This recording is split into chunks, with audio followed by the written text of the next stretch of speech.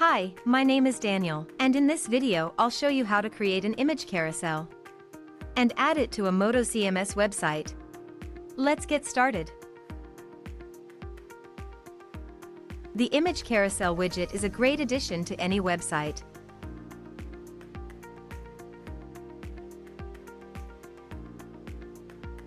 To start, enter Common Ninja website. Choose your widget from our large collection of widgets. And once you've entered the widget page, click on the Create button to enter the editor. Here, in the editor, you can edit the content. Select a layout. Customize the look and feel. And change the settings.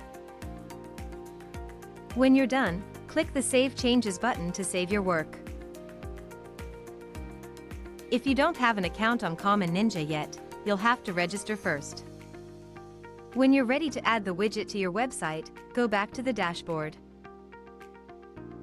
Now, on the dashboard, you'll see the widget you've created.